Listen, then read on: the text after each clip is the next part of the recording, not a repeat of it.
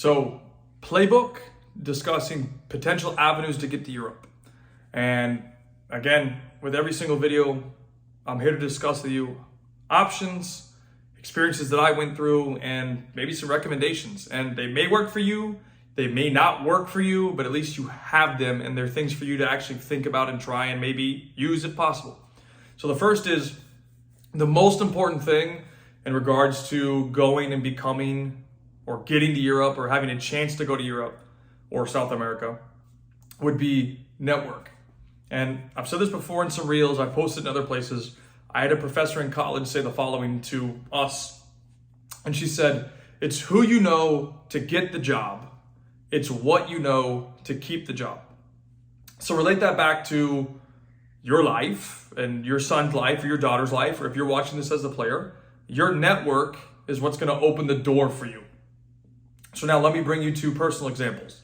So when I was 14 years old, and it was actually before this, but 13 years old, I met a guy who is the current, as of now, technical director of one of the biggest clubs in Europe, in France first, and then obviously in Europe. And they have produced some of the best players in the world, including a recent Ballon d'Or winner. Anyways, I met him almost 20 years ago, and I had to pass his testing to even be eligible to go overseas to Europe for his club. And ended up passing the testing, which I'll talk about in a different video. But that's how I got my foot through the door to go to his club, was that I passed his testing. He said, you have the opportunity, let's go, boom. So at U14, I went overseas to Europe, in France, in Lyon, France, trained with one of the biggest clubs in the world at the time, and was at the level of the academy. Okay, so I was there for almost a month, give or take, did a full training. And at the time, the rules with FIFA were different. You could, back in my day, sign for a club as an academy player in another country. The rules have now changed. So now you can't do that unless you're 18 years old or you have a European passport or you get scouted, and you can by 16 by an official scout, you can then be signed. Now, here's the key. The first thing I recommend for everybody is get an opportunity to go to a country, it could be South America, it could be Europe, and train with a club. I think it's one of the best moves you can make, because looking back at my career, I loved the opportunity of going from the United States, going to France, training with one of the biggest clubs in the country, in France, and showcasing what I had. And I was at the level of the academy of the players that I was with, and it was a great experience. Now, how can you do that? Right? Again, it's networking, it's connections, it's people that you know that can give you the chance to get through the door. Now, I tell people all the time, listen, be very careful, because everybody wants to go to the biggest clubs. They want to go to the Real Madrids, they want to go to the Ajax, they want to go to the Barcelonas. Great. And don't you think everybody else does too?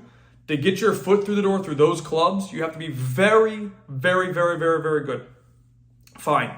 So my recommendation is look for Division 2s, Division 3, and Division 4 clubs. They might not have the same infrastructure as the top clubs, but at least you know you're going to get very good training. You're going to get to actually train with the academy, and it's much easier to get your foot through the door versus trying to get to the top pro clubs. So keep that in the back of your mind, because it's a great way where, let's say you want to go to France. You can go train with a Division 3 club a lot easier than you can a Ligue 1 club. So the potential to get through the door is easier, and it's less barriers to entry. Again, everybody wants to go to the big clubs. So if you can do that, that's a great resource for you. Now, I want to talk about how one of the things you can do as well. So using that, right? So saying you're going to train with a club, usually what's going to happen is it's going to be about a 10-day experience. You go there, you train 5 times. So for example, Monday through Friday, depending on your age. I recommend you can do that no later than U12. Again, because it's taking players out of their comfort zone and putting them into situations that they're not familiar with. So what's going to happen? They're either going to rise to the challenge or they're going to crash and burn. And just because you crash and burn isn't a bad thing. You can always recover later. And it might not be right away, but at least you can have that aspect with you. So it's very important that you try and set up those events. Now, somebody asked me, actually a couple people have asked me, what is your recommendation on like international programs that are like residencies? And this is my personal opinion. You may not agree with it. When I was younger, my parents actually looked at a specific program. Actually, it was in the United States, very close to where I live now. And at the time, it was $40,000 a year. And I made the decision not to go there because I'm like, there's no point to go to an organization, in my opinion, that is a residency program because there's no guarantees you're going to get anything out of it. Now, flipping that, if you can go and, for example, move to Europe for non-footballing reasons, which is what FIFA requires now. So you get a job in Europe, and I know some people that have done this. So you get a job in Europe, so pick a country, doesn't matter the country, but you get a job in a specific country like France. You can then move to France, and then you can then try and put your child into an academy. And it might be that you get lucky and you get a Ligue 1 club, or maybe you got to go to Ligue 2, or I think you see the point. So you can get a job, move to that country, and then get your player into an academy. It's entirely possible. Again, I don't recommend going for the top clubs. Go for the smaller ones. And here's the key. Why you would do that is because the smaller clubs are in partnership with the bigger clubs. So as a great example, in Lyon, you have Olympique Lyonnais, one of the biggest clubs in France.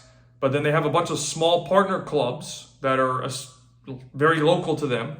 And it's funny because you'll see signs in front of the club that says, Partner Club of Olympique Lyonnais. So what does that tell you? They're going to have scouts there watching games. So it's a much easier pathway to actually work your way up and getting to those top clubs. So those are things that you got to think about, be mindful of, because is it hard to get to Europe? It can be. I mean, obviously having a passport helps, and you have to prove residency and things like that. But let's say you have a 12-year-old. If you want to take that risk, you can get a job, move to Europe, pick your country, and then you do it for non-footballing reasons. And then once you're there, you can then work your paths to get into, again, Division 3 or Division 2 clubs, or maybe even Division 4, whatever. You just need to work your foot through the door and get in. And those are some of the best ways to do it. The last way I know is, and I'll get you more information on this, but there's a guy that I have trained, and his dad applied for a teaching program and got accepted as one of the main directors, and he ended up moving to Switzerland, got the job, and then again was able to get his son an opportunity to work with one of the best clubs in Switzerland, but it was a trial after they moved there. So it was almost like a job fair. And again, I'll find more information and give it to you guys later. But there's ways to do it. You just have to think outside the box. So if you can think outside the box, you can, one, get an experience for 10 days where your son actually trains, or your daughter trains with an international club. And it might not be the top level clubs, but at least you get your foot through the door, because that's what everybody wants to see, is how does my son or daughter compare to the level? And then two, there's pathways to move there, which I just briefly discussed. So keep that in mind, because again, if you can get a job and you can move there, you can bring your family there and then get your child a chance to train with these clubs and get a contract at, again, my recommendation, D3 or D2, and work for it. And then last piece is, again, just regards to residency programs. In case you ask again, I am not a fan of it because they're going to charge you probably $50,000 to $100,000 a year. And I didn't say this earlier, but I will say it now. Clubs in Europe, so again, even if it's Ligue 1, Ligue 2, Ligue 3, they're either completely free or they're very cheap. And the reason for that is it's called compensation for formation and solidarity payment. So what does this mean? Short story.